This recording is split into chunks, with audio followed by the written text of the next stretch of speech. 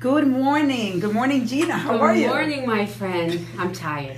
Me too. I'm tired. We went out partying for my birthday. It's been Every three day? nights in a row now. I was just saying, it was a party, and we're still partying tonight. We are, and it's funny. I was telling you the story this morning that I was meeting you last night, and I dropped my phone in the toilet. And I realize now how important your cell phone is. Like, I can't live without my cell phone. And I just getting here to the radio station, I was like, oh man, I never came from my house before. I didn't know how to get there. I had to go back in and print directions. Oh my God. Well, good morning, everyone. Maria and Gina with Reflect and Reset with Maria and Gina. Woohoo. And today we're going to talk about healthy living. Yeah. And this is a topic that I'm actually extremely excited to talk Me, about. not so much. Gina, not so much, like she says. I was just talking to Bob about 16-hour fasting. Yeah. And this is a concept that I've been doing for 2 years. And when I talk about, that I don't eat for 16 hours, people think I am crazy. And they said, how could you do this? I mean, it is impossible. I mean, you've done this with me, right, Gina? Yeah, it's easy, except I didn't realize I was cheating having my tea with a little skim milk and a little Splenda. Exactly. So I didn't realize I was cheating, so now I actually stopped that. So the way that the 16-hour fasting works is that for, let's say you look at the last time that you ate. So if you eat at 8 o'clock, if that is your last meal, you're not able to eat again until 12 o'clock. What you can do is you can have coffee or tea, but you cannot have sugar.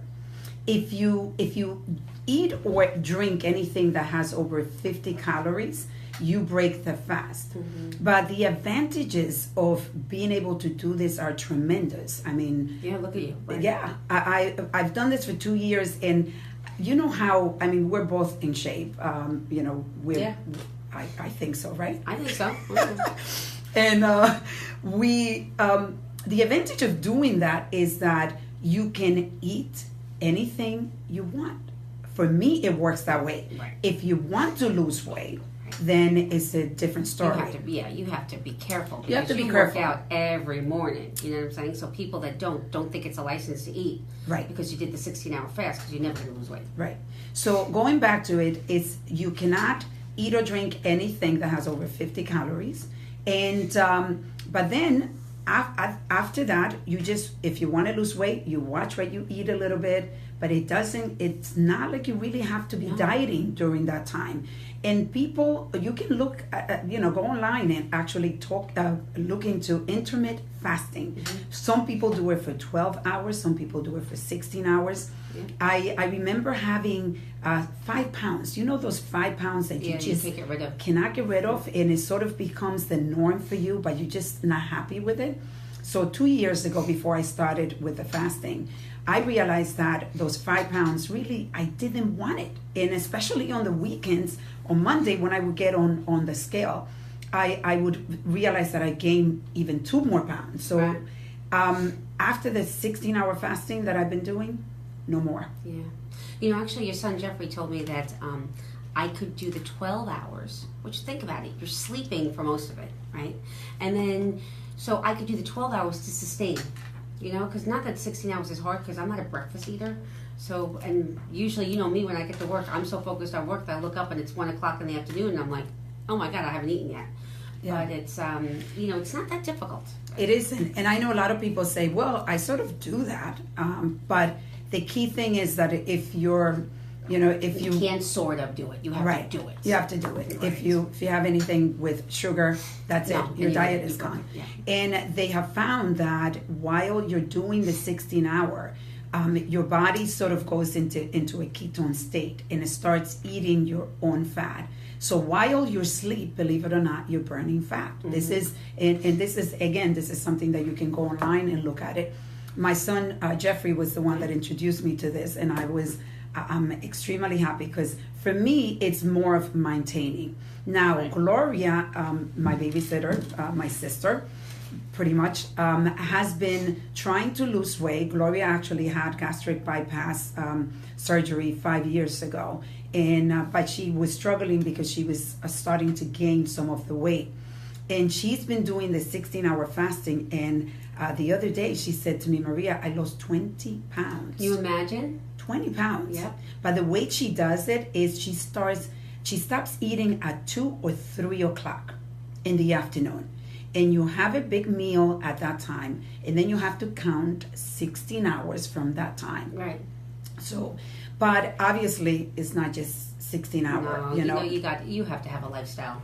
Yeah. You know, and it's and let me tell you something. When you struggle with weight, which I did as a kid, I come from an Italian family. When they pile the food on your plate, and you have to eat every bit of it. Yeah. So it became natural for me to eat big meals, and then late at night.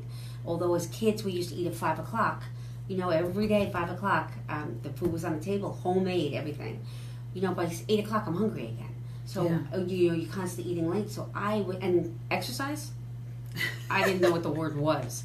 It really wasn't until my father built this restaurant in Montauk, New York, and I became a waitress when I was a kid. I was still in high school, and that's when I lost. I went from a size 16 down to a size 4, which is unbelievable because when I went shopping actually to go to Europe, I went to the food store. I went to the store and I started putting all these clothes on, and they start falling off me because I'm getting 12s. And my mother's like, "You're not a 12," and she gets me 8s, and they're falling off me. I went from a 16 to a 4 without even realizing it because of cardiovascular exercise. I ran from 3 o'clock in the afternoon till closing of the restaurant at 1 o'clock in the morning, constantly running around a busy restaurant. I didn't even know what cardiovascular exercise was. It's interesting. It was amazing. And we have someone on the line. No, we have Erica. Erica. So we have our guest here that's calling in. Erica is the owner of Nuva Alma Yoga and Wellness, and she's the founder and director of teacher training of the ALMA Institute in Yonkers. Erica is currently working on her first book, and she's a holistic health coach and a doTERRA? A doTERRA leader. I'm not 100% sure what that is. We're gonna ask Erica. Good morning, Erica. We can. How are you, Erica?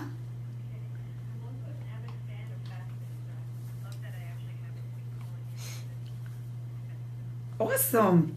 So tell us, but let's start with the fasting. I mean, what do you think? I've been fasting.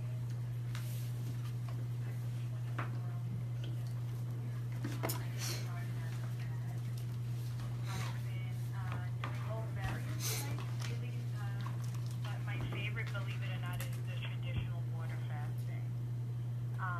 I know that I think I heard you earlier discussing about the intermittent fasting and what a fan you are of it, and I am as well.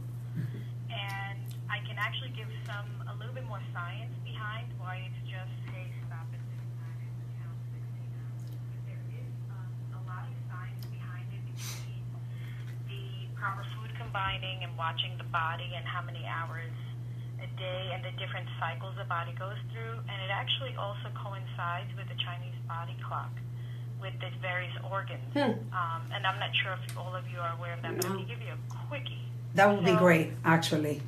Yeah, so back, and the pioneers of these types of food combining and water fasting really dates back to, my first introduction was Mr. Bragg's, right, from the Bragg's acids and apple cider vinegar. But when you look at the combination also with some of the research with food combining with Dr. Herbert Shelton and Harvey and Marilyn Diamond back in the original food combining books back in like 1985-ish or so, they simply put it that the body goes through a 24-hour period, as we all understand, but it's broken up into 3 sections. And it would be 3 8-hour segments that are fragmented for the body to do different things for what it's supposed to do, because obviously we're all organisms. So from 4 a.m. until noon, the body is known to be in what is called the elimination process, hence the reason why when we wake up, what do we automatically do is eliminate. So therefore, if you don't eat until noon, you stay in that what is called the absorption and elimination phase, so that the body can actually continue to process and eliminate what it ate the day before. So what you do is from noon, from 4 a.m. to noon, if you are going to have anything. A lot of people now do the bulletproof coffee because it has the MCT oil to help feed the brain. But it also, if you just have fruits digested in 20 minutes, and actually that'll help continue flushing out the intestines and take all the elimination out. Now the body goes into a consumption stage from noon to 8 p.m. And that's technically, if you think about it, when we have our lunch and our dinner, and that's when we're taking in all of our nutrients. Then from 8 p.m. to 4 a.m., the body's in what's called the absorption phase, which is everything you've consumed between noon and 8, the body can break it down while you're asleep to take in all the nutrients it needs, feed it to all the different organs and tissues and bones and everything that you need. So those are those 16 hours.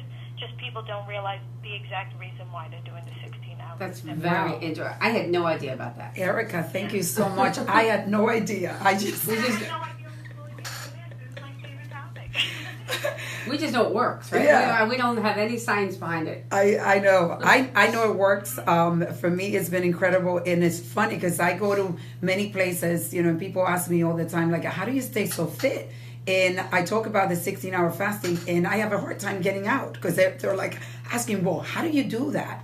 That sounds impossible, but thank you so much, for giving us that explanation. I know a lot of people can be helped, with this way of living, right, of eating. Correct. So thanks for sharing. So we have a few questions. We want you to talk about yoga, and I definitely want to understand also what is doTERRA leadership.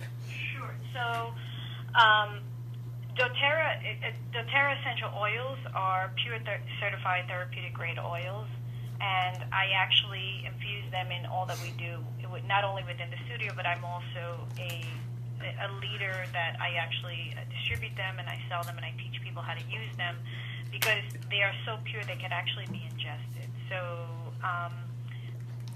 the right oils, again, I think a lot of people need to go to really recognizing the fact that we are living organisms. And the moment you start recognizing that, you'll stop running for, I want the cannoli, right? And you'll say, I actually need this to keep this organism living. So doTERRA has pure therapeutic grade oils, and there are some that, like I said, are ingestible. So for many years, I used to look for how to therapeutically heal my body, and I would pick up like a bottle of, basil oil or oregano, and when you looked at the bottle, it would say for external use only. But doTERRA is so pure that I actually can cook with them, and I can ingest them, and we can put them on our bodies, and it can be actually absorbed into the body. And we could actually take another segment for that if you ever wanted to take the time to really just have the average person learn how to use essential oils and aromatherapy for their own healing. Because it's quite fascinating. So this isn't anything like the hemp oils that they sell, the cannabis, hemp? Mm-mm. It's oregano, lavender, basil, cilantro. Wow. So Erica, it's Maria. So I'd like to invite you actually to come to our medical center. As you know, we have a medical center dedicated to really making a difference in our community, Forme. And this is something we've been talking about, how to really integrate medicine in holistic medicine. I'd love to assist you and help you with whatever seminars you need. So you're definitely going to be hearing from us. Yeah. This is great information for, our patients and our members. I mean, this is huge. Yeah, I turn to, so that you can get a brief history on myself. I was diagnosed with possible MS when I was 24. I had a major attack, and they wanted to put me on meds, and I never went on meds. And instead, I turned to my yoga, and I turned to Ayurveda and essential oils to keep myself healthy, that's when I started the fasting. So I really do take my mind-body connection tremendously, and the yoga aspect of healing the body and keeping not only your stress levels, and your central nervous system completely at rest, so that this way, because we're so overstimulated on a daily basis, that we don't recognize that, again, since we are metabolizing beings, that we metabolize not only in just the belly, but in every aspect of what we're hearing, seeing, and thinking. And that's the Ayurvedic way of taking everything that you're taking into your body. And when you do that, that's how you integrate the science of yoga off just the fact that you're doing a warrior one and, feeling strong, but actually how are you nourishing the tissues and the bones and moving the organisms and the organs and eliminating as well as not only the toxins from your sweat, but through your breath and calming the system. And then when you start taking that mind-body connection, you'll be much more mindful in what exactly it is that you will put into your mouth. What exactly it is that you will allow to come out of your mouth in the form of words. Are you going to uplift? Are you going to destroy? It makes you be so much more self-aware that instead of constantly reacting to things, you will stop, take a moment, breathe, and then respond versus react. And That's understanding that every action that you do, both on and off the mat, to yourself and others, truly, truly is intertwined and interconnected, and it just makes you a much better human being overall. It's really amazing, isn't it? Erica, this is, beautiful, the way that you are expressing. I'm very big into, we've been giving a gift, and this body is a gift. I mean, when you think about how complex and beautiful our bodies are, and unfortunately, most people abuse the body. They don't take that gift and take care of it and really focus on, like you said, it's a holistic approach. It's your mind, it is your body. Like when you're eating, I always say to myself, when I'm going to eat, is this something that I'm going to feel good in 5 minutes when I'm done eating? And because food could be toxic. I mean, I know that, I try to eat as healthy as possible. And when I go to a restaurant, and even if I don't drink a glass of wine or two, and I just have certain food, the next day I feel like I have a hangover. Yeah. Right, Gina? And like a brick in your stomach too. You just can't get rid of it. Lethargic. You feel lethargic. So what you are, you're talking about is extremely but people powerful. aren't educated. When you grow up, like I was saying earlier, Erica, when you grow up in a household where what they put in front of you, you have to eat. Absolutely. It's you're insulting yeah, if you don't finish what's on the plate. That's the grandma rule. Exactly. But you know what? But nowadays, people should be more educated, and families should understand that the way you did it, the way I was raised, doesn't mean my daughter should be raised that way. Yeah. And Gina, as a point there, that we have to, as parents, right? We have to start taking responsibility of our bodies and showing our children that by our actions. And unfortunately, you see this. I see it in the Latino community. A lot. We were used to eating these food, and the parents, and they get heavier, and they bring the food into the house. So you're teaching your children to eat those foods. But they also, Maria, they also feel that they're working on a budget. So they think that McDonald's for the $1.99 meal can feed their kids, get them full, but it's not helping them.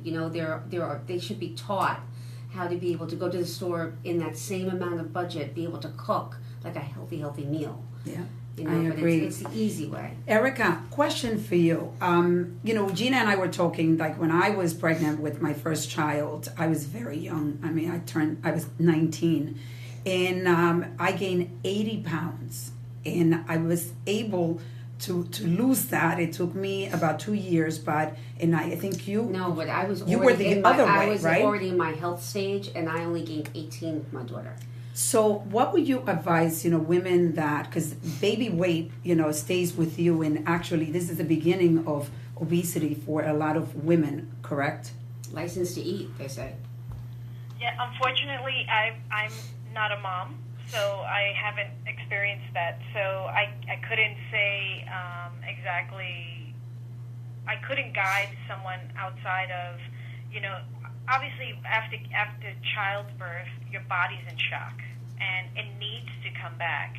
And I think the best thing to do is to just reconnect and start feeding again, it's the whole, if you change the mentality that you are an organism, then you will be much more mindful with what you put in. And I think, especially moms that are nursing, you want healthy food coming in so that you can produce healthy milk so that you can feed your child. And I think naturally, it takes 9 months to gain it. You have to give yourself the 9 months to lose the weight. And I think it's more about just being much more, taking a gentle approach, not being so drastic, and, recognizing the miracle that you just went through, and moving the body, connecting with the body, and feeding it what it needs. And unfortunately, that's the only advice I have, which is pretty much sound for everyone. It's amazing. It's you're very, very knowledgeable in all areas, and it's very interesting to talk to you and exciting to talk to you. And we definitely want you to come to May and work with that patient. I love it.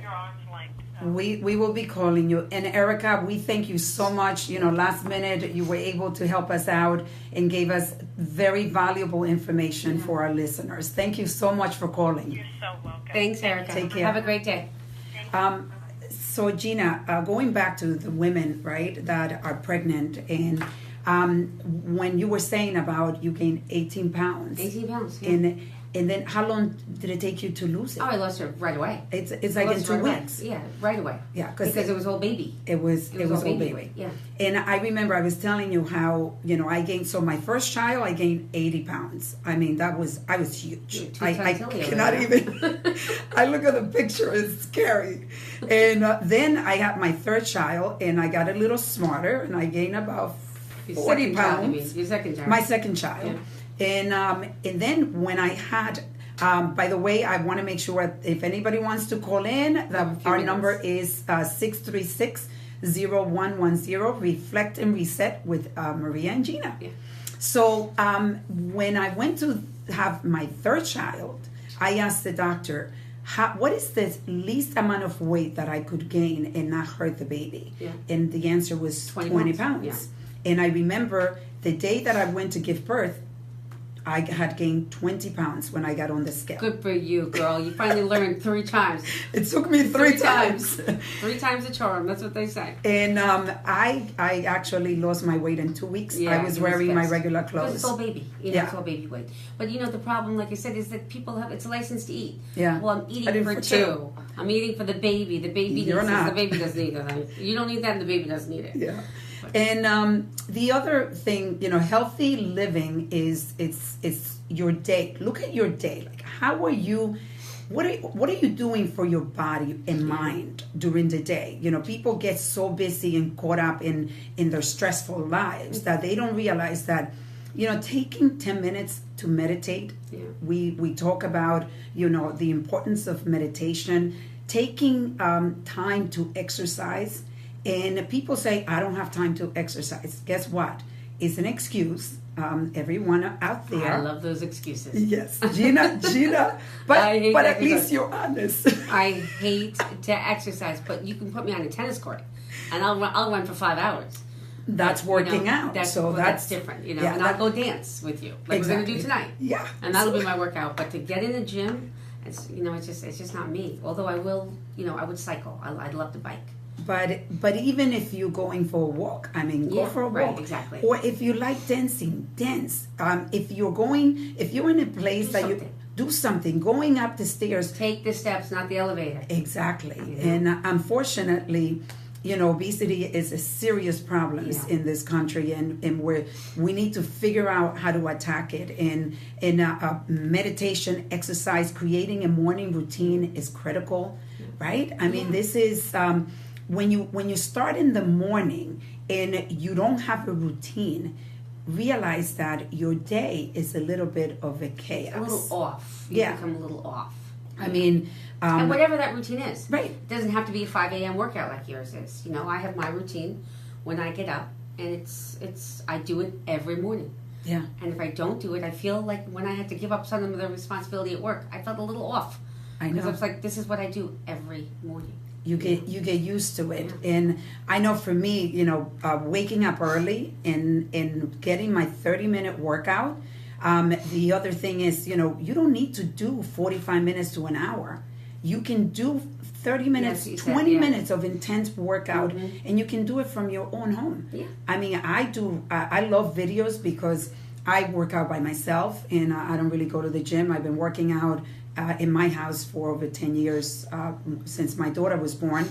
And I found these videos, Shanti, Insanity. I love Shanti. And I mean, he even has a dance exercise. Oh, yeah, he does now, yeah. For 30 minutes. Yeah, that I would do.